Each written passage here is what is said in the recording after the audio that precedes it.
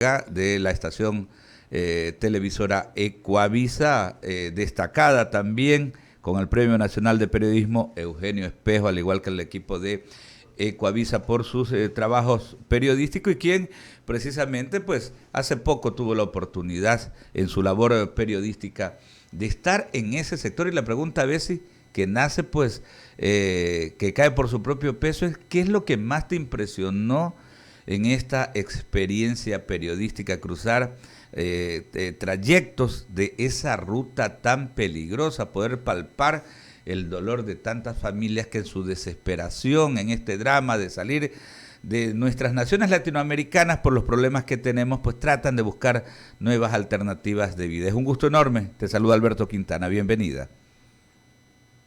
Gracias, Alberto. Muy buenos días y también a todos los oyentes de Radio I-99.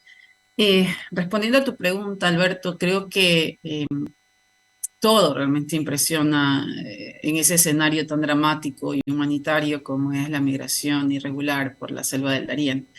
Y, pero sin lugar a duda, nunca imaginé encontrar a tantos ecuatorianos allí. Sabía que las estadísticas me estaban dando alertas de que había que evidenciar, palpar con nuestros propios ojos lo que estaba ocurriendo en esta región, porque de un año a otro, de 2021 a 2022, las cifras se dispararon de una manera abismal. O sea, es más, el fenómeno migratorio de Ecuador está siendo muy monitoreado por organizaciones internacionales, por organismos que son justamente adscritos al sistema de Naciones Unidas, por la cantidad de ecuatorianos que de un año a otro decidieron salir de nuestro territorio.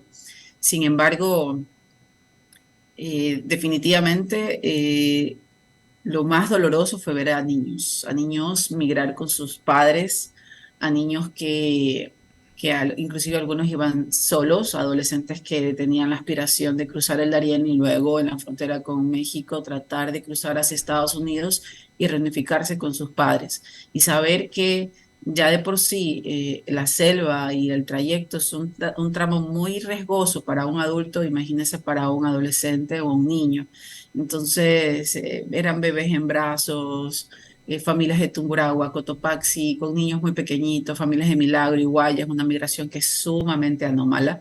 Realmente siempre la zona del Austro había sido considerada como donde se centralizaba, digamos, todo el fenómeno migratorio ecuatoriano por aquellos que se fueron, obviamente, en la década hace más de 10, 20 años. Sin embargo, ahora veíamos a familias de Milagro, de Guayas, de Guayaquil, de Los Ríos, de sectores que históricamente y culturalmente no son de migrantes. Sí, Entonces, eso es lo que llama mucho la atención, ¿no? Hay varios aspectos que vale la pena ir marcando, ¿no? Por ejemplo, este detalle, porque nosotros hablábamos de que se ha duplicado la cantidad de migrantes del 2021 al 2022, ¿no? Por un lado. Pero en lo que tiene que ver con la cifra de los niños, se ha sextuplicado la cantidad de migrantes cruzando pues esta peligrosa selva. Y eso es lo que llama la atención, y estas son cifras de la ONU, ¿no? De las ujú, Naciones Unidas, ¿no? del gobierno de Sextuplicado. Panamá. Y del gobierno de Panamá también, ¿no? Ujú. Bueno, en el caso de la migración ecuatoriana estamos hablando de que 330 ecuatorianos que cruzaron en 2021 llegaron en 2022 a ser 29.356, o sea, casi 100 veces más de lo que cruzaron en 2021. O sea, de un año a otro ese número es preocupante, es muy preocupante. Pero en el caso de los niños, son casi 9.000 niños que han atravesado el Darién. Entonces, las autoridades del gobierno de Panamá, quienes manejan todos los refugios, los encargados justamente de brindar alimentación y algo de acogida durante el trayecto de los migrantes, les impresionaba ver que de que los ecuatorianos salían en núcleos familiares, es decir, era padre, madre, dos o tres niños. Entonces, llamaba la atención de cómo una madre puede exponerse a un trayecto tan riesgoso con niños en brazos o padres con niños en brazos. Entonces, vale la pena estudiar ¿Qué hace que esa familia esté tan desesperada de salir y huir del Ecuador como para no importarle el riesgo que representa que su hijo pequeño pueda caerse en un abismo en la selva o ahogarse en un río, que obviamente es otro de los peligros que tiene el Darién, porque hay ríos muy caudalosos, muy peligrosos, donde el trayecto se lo tiene que hacer caminando o en piraguas, y obviamente una corriente fuerte o una crecida podría llevarse consigo a todos.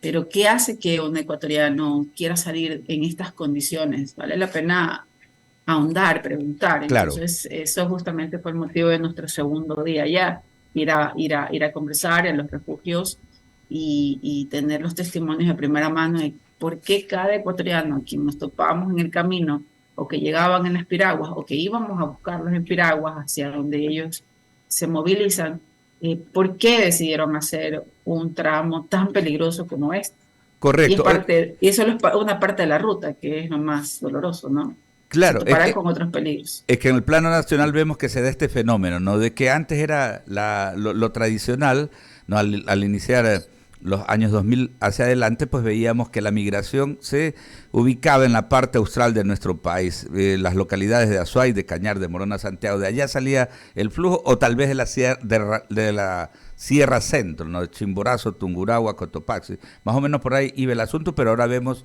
un fenómeno distinto, cantones, ciudadanos de acá de Guayas, Milagro, Yaguachi, ya lo mencionabas, ¿no?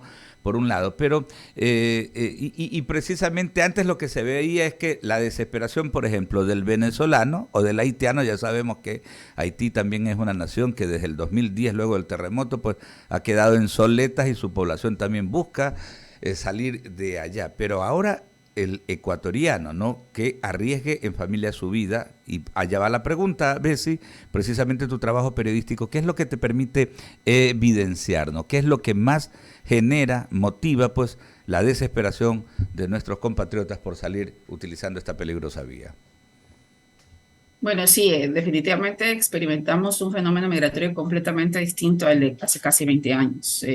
Antes eran padres que se iban a buscar mejores oportunidades para enviar remesas acá al Ecuador y que los abuelitos o los tíos ayuden en la crianza de los pequeños, porque pues siempre el contexto era la falta de oportunidades, más que todo en zonas rurales.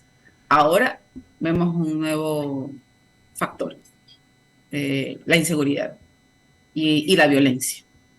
Entonces, pues es algo muy evidente, ¿no? Lo estamos viviendo justamente en las ciudades con la mayor tasa de mortalidad, de muertes violentas, como es Guayaquil.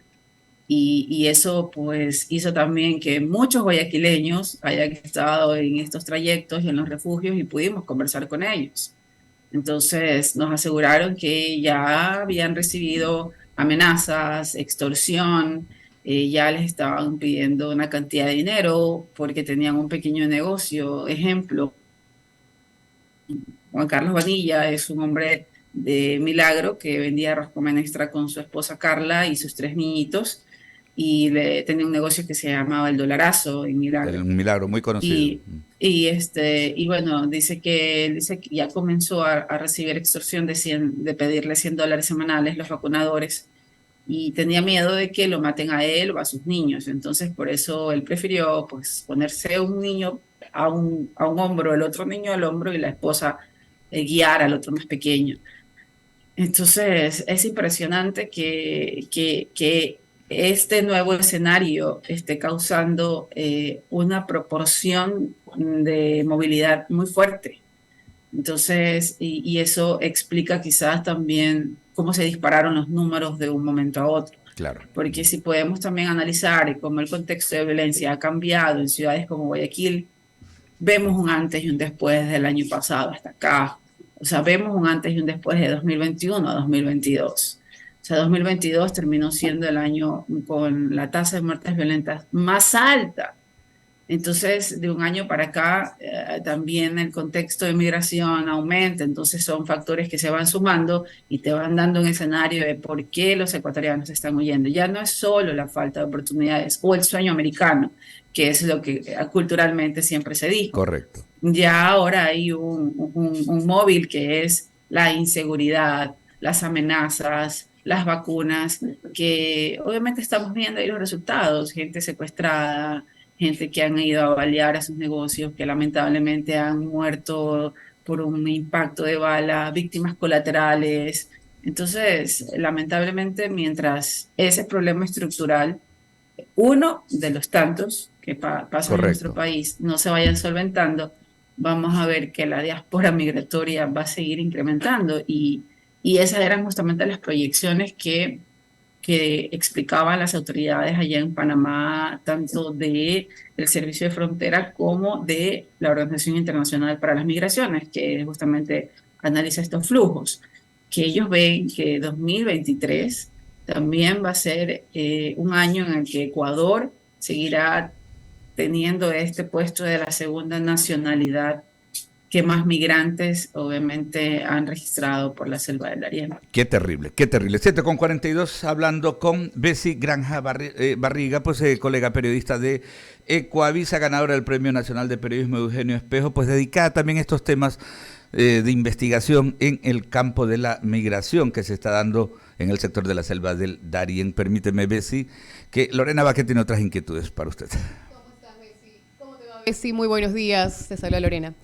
Bessie, en el tema de tu recorrido por esta selva de Darién, sí vale un poquito detallar cómo es este trayecto. Las personas no es que van a Panamá a quedarse, las personas quieren llegar a Estados Unidos. Esa es una de las rutas para llegar a Estados Unidos. Justamente la Oficina de Aduanas y Protección Fronteriza de los Estados Unidos indicó que en los 3 meses del año fiscal 2023, que inicia en octubre de 2022, han habido 35.510 migrantes irregulares que han sido detenidos, expulsados o deportados. Esta es la suerte de las personas que van justamente pasando por toda esta ruta, que llegan al destino donde quieren estar y son ya enviados otra vez a su país en el mejor de los casos. Así es, tú has dicho algo muy importante, en el mejor de los casos. Lamentablemente, quienes cruzan el Darién van engañados, todos van engañados. La gente que les ofrece estos viajes les hace pensar que con solo llegar a la frontera con Estados Unidos y entregarse y ellos decir que pues, su vida corre riesgo, entonces van a tener una suerte de refugio y van a poder ingresar a territorio estadounidense. Sin embargo, eso no es ninguna garantía, no es algo que pase. Hay gente que ha tenido suerte y ha sorteado los controles y ha llegado a Estados Unidos, pero así también hay cientos de miles que resultaron deportados luego de toda esta travesía, eh, que, que obviamente luego del Darién vienen otros países como Guatemala, como Nicaragua, como México, que es el país también el país más peligroso, ya, luego de Panamá, luego de la selva, más que todo de Panamá. Porque inclusive muchos me decían que más sufrieron en México que en la selva del Darién. Ya, obviamente la selva del Darién implica el riesgo de poder morir, el riesgo de caerte, pero en cambio en México implica el riesgo de que fueras secuestrado por alguna banda de crimen organizado, que te maten, como ya está pasando con ecuatorianos que lamentablemente reportamos la semana pasada de 3 chicos que desde septiembre sus familias no conocían nada, se habían ido justamente siguiendo todo este trayecto.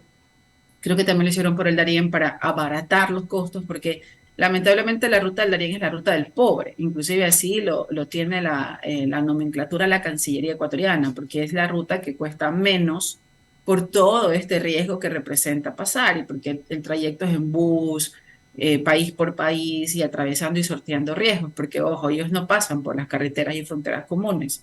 Guatemala tiene también la restricción de visa, entonces ellos tienen que irse por trochas pagando por cada tramo, o sea, cada cosa que hacen es pagar por irse por una trocha, pagar por tratar de alimentarse, pagar por todo, Por su seguridad, hasta claro. pagar por seguridad, exactamente, pagar porque no pasa nada con sus vidas o la de sus hijos o sus hijas. En este caso, las mujeres también son víctimas de delitos como abuso y violencia sexual.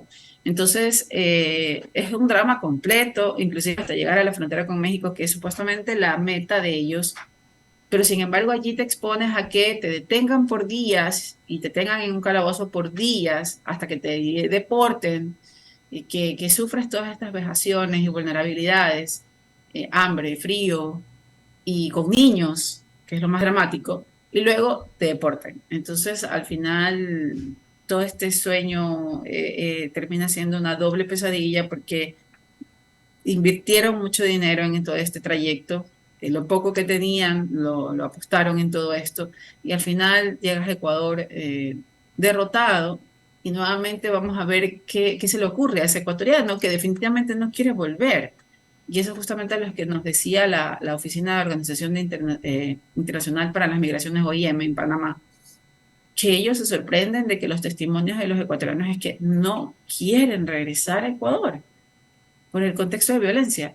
Entonces, ahora, ¿qué riesgo se enfrentará ese ecuatoriano que, bueno, gracias a Dios llegó con vida deportado, porque eso ya es un logro, que no te hayan matado en alguno de estos países o que no hayas muerto ahogado en la selva o comido por un animal o no te caíste a un abismo, pero sin embargo ahora vienes a Ecuador y capaz, ¿qué se te ocurre para salir? ¿Hacia dónde buscas? Entonces ahí lamentablemente eso es caldo de cultivo para los traficantes de personas que se aprovechan de esta desesperación y les ofrecen otras rutas, otros trayectos mucho más caros y obviamente ahí ya lamentablemente incurren a préstamos bancarios, a préstamos con cooperativas y ya se van por otras rutas. Pero el problema que hemos visto es que hay personas que a la tercera o cuarta vez lamentablemente terminan muriendo. Claro que sí, no, son terribles las historias, las anécdotas.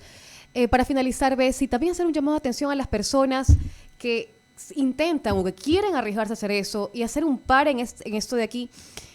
Tú contaste la historia de la persona de Milagro, del papá de Milagro. Ahora, ¿tienes alguna historia de algún joven de 10 a 12 años que ha sido llevado por su padre, obligado por el tema familiar?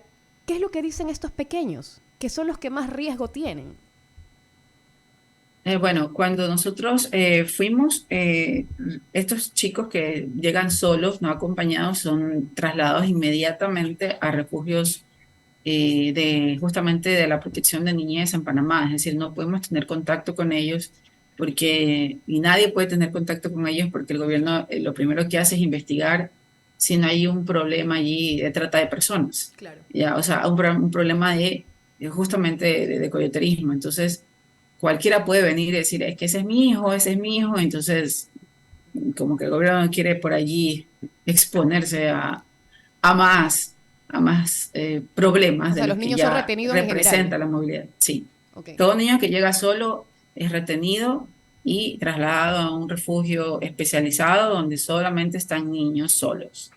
Pero lamentablemente es una realidad porque las cifras y los registros nos decía justamente la funcionaria de UNICEF, Margarita Sánchez, que ella es oficial de la protección de la niñez en Panamá, que lamentablemente habían testimonios y habían recogido cifras ya de 2022 que casi 260 adolescentes ecuatorianos habían viajado por la selva del Darién completamente solos, porque su padre había pagado a coyoteros para que los ayude a cruzar por todo este trayecto, que obviamente era solo uno de la ruta, para que luego allá en México poder pasarlo hacia Estados Unidos o ellos esperarlo ya en la frontera y ver de qué manera poderlo ayudar. Pero Alberto, eso es un al termómetro del final nivel de es descabellado desesperación. que un padre piense que va a poder lograr esa meta y cómo confiarle lo más sagrado de tu vida, que es un hijo,